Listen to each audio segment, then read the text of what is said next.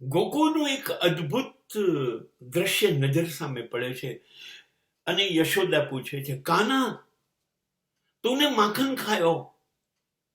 અને બોલે છે, माँ मैया मोरी मैं नहीं माखन खायो. આ દ્રશ્ય એટલા માટે કહું છું કે 8-9 વર્ષની ઉંમરે તો ગોકુળ અને વૃંદાવનને ગાંડું કરીને, પાગલ કરીને, કનૈયો કાનુડો જે તમારે કહેવું હોય કોઈ અહીંથી મૂકીને જતો રહ્યો મથુરા, પછી ક્યારેય પાછો ન આવ્યો.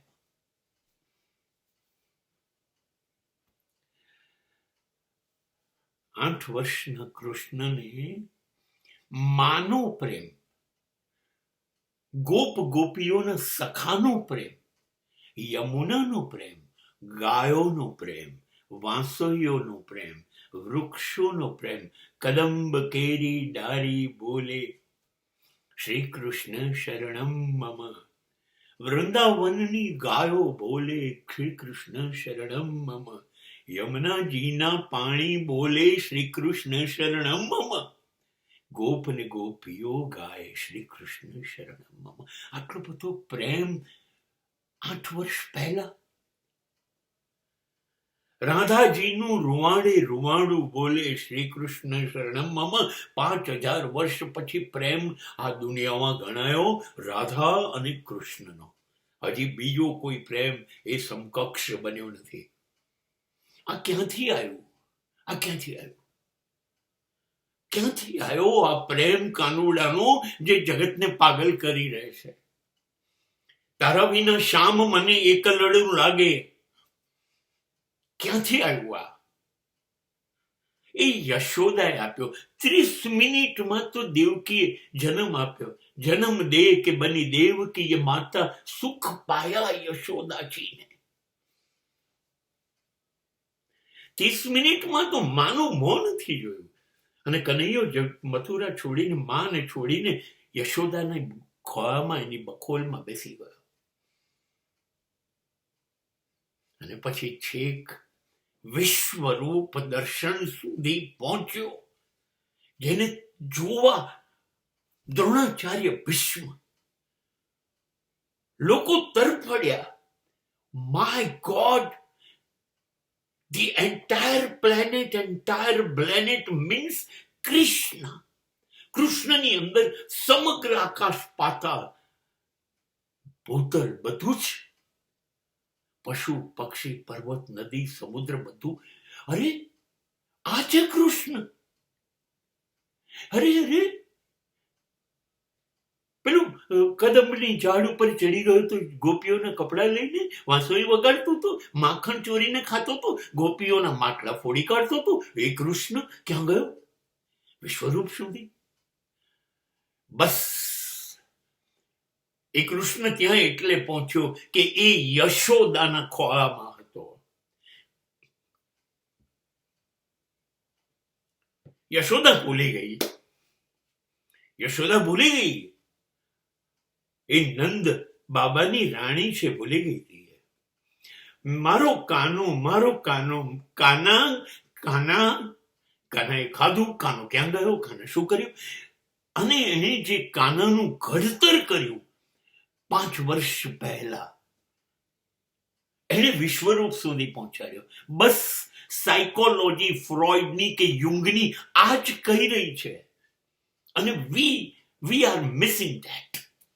સમજી લો, બાળક એની જિંદગીનું 90% શીખી લે છે 5 વર્ષ પહેલા. 90%. તમે વિચાર કરો, એ નાનું હોય છે ત્યારે એને ક ખ ગ કશું નથી આવડતું. 1 2 3 4 નથી આવડતું, કશું નહીં. અને એ સ્કૂલે 6 વર્ષે જવાનું હોય છે. એ પહેલા બોલતો થઈ ગયો, ચાલતો થઈ ગયો, આંગળીઓ એની ટ્રેન થઈ ગઈ, આંખો જોતી થઈ ગઈ, કાન સાંભળતું થઈ ગયું, જીભથી બોલતું કાલું ગેલું થઈ ગયું. 5 વર્ષમાં હાઈએસ્ટ એ સૌથી વધુ નકલ કરી શકે છે એની માની, એના બાપને, બધાની. બાળક પાસે સૌથી વધુ મોટી કેપેસિટી, તાકાત 5 વર્ષથી નીચે છે. નીચે છે. 5 વર્ષ સુધી તો જાય ત્યારે ઘટી જાય છે. બાળક સૌથી વધુ શીખે છે 2 વર્ષની ઉંમરમાં. સૌથી વધુ શીખે છે. તમે વિચાર કરો કે ત્યાં સુધીમાં તો હજી માં બોલતા નથી શીખ્યું, એ બાળક લગભગ 200 શબ્દો બોલતું થઈ જાય છે. અને આ જમાનામાં તો 2.5 વર્ષનું બાળક લગભગ એના માતા પિતા અને મહેમાનોની હાજરીની અંદર રાઇમ્સ બોલતું થઈ જાય, વાર્તાઓ સાંભળતું થઈ જાય છે, ટીવી સિરિયલ જુએ છે. 2.5-3 વર્ષના છોકરાઓ મોબાઈલ ઓપરેટ કરતા થઈ જાય છે. બહુ જ ધ્યાન રાખવું પડશે. હાઈ વોલ્ટેજ છે આપણી પાસે, 360 વોલ્ટ, અને 5 વર્ષ, 2.5 થી 5માં તો શક્તિઓ ઘટતી જાય છે. 5 વર્ષે લગભગ 90% બંધ કરી દે છે શીખવાનું. પછીનું બધું જીવન સુધીમાં 10% શીખે છે. એ જરૂરી હોય કે ના હોય, સમાજ જુએ, સરકારો જુએ, પડોશ જુએ, એ જોતા જે કંઈ થોડું ઘણું ઉમેરવું હોય, વાત કરવું હોય, એ બધું 10%માં આવે છે. પણ જીવન અંગેનું જે શિક્ષણ છે, રડવું, હસવું, ખુશ થવું, નિર્દોષતા, આનંદ, પ્રેમ આપવો, પ્રેમ લેવો, બધું પાયાનું શિક્ષણ. ડોક્ટરેટ પછી થશે એ વાત નક્કી છે, પણ એ દોડીને એના પપ્પા આવશે ઓફિસથી ત્યારે ખોળામાં બેસતા શીખી ગયો છે. એ દોડીને પહેલા એને ખબર પડી જશે મારા પપ્પા, એને પહેલી ખબર પડી જશે મારી માં, મને ભૂખ લાગી છે. તો જે જિંદગીનું શિક્ષણ છે એ 5 વર્ષ પહેલા છે. અને મા બાપ સૌથી વધુ બેદરકાર છે એ 5 વર્ષનું થાય ત્યાં સુધી. હજી એ તો નાનું છે, એને શું સમજ પડે? સરકાર, તમને સમજ નથી પડી, એ મોટો થઈ ગયો, હવે નહીં શીખી શકે. તમારે જેટલો ઘડવો હોય એ ત્યારથી શાર્પ થઈ ગયો. કનૈયો માને કહેતા મેં નહીં માખન ખાયો, અને પછી માં રડે ને ત્યારે એ જ શબ્દમાં કબૂલ કરે, માં મેને હી માખન ખાયો. કેટલો શાર્પ થઈ ગયો. એ બહાના આપે છે, મેં નથી ખાતો.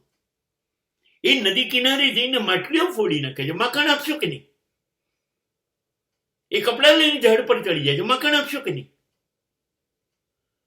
આ બધું એ 5 વર્ષમાં શીખી ગયો હતો. એટલે આપણે જે શીખવાનું છે એ આ શીખવાનું છે. એટલે જે નાની સ્કૂલો શરૂ કરે છે એની સામે કોઈ વાંધો નથી, પૈસા લો તમે, 2.5 વર્ષથી પ્રમોટ આપો જ. પણ 5 વર્ષ સુધી તમે રાઇમ્સને નહીં શીખવાડો તો ચાલશે, કેમ કે જિંદગી સૌથી વધુ શીખી રહી છે અત્યારે. અને ત્યારે એને સ્કેટિંગ શીખવાડો, સ્વિમિંગ શીખવાડો, ડાન્સિંગ શીખવાડો, એક્ટિંગ શીખવાડો, સ્પોર્ટ્સ શીખવાડો. તમારે જેટલું બધું શીખવું હોય એમાં એ માસ્ટર્સ નહીં બની જાય, પણ બધી વસ્તુ એને ત્યારે શીખવાડી દો. હા, બીજું બધું ડોક્ટરેટ લેવલનું એ પછી મોટો થશે ને 7, 8, 10 વર્ષે એમ ભેગું કરતો જશે, ત્યારે તમારી જરૂર નહીં પડે. અત્યારે શીખવાડો, પહેલું પગલું દરેક દિશાનું એને તમે શીખવાડી દો. માટે 2.5 વર્ષે શરૂ થતું જુનિયર, સિનિયર, કેજી, તમારે જે આપવું હોય આપો, પણ એ 5 વર્ષ સુધીમાં એને સમાજનું શિક્ષણ આપો, જિંદગીનું શિક્ષણ આપો, એ સફળ થઈ જશે.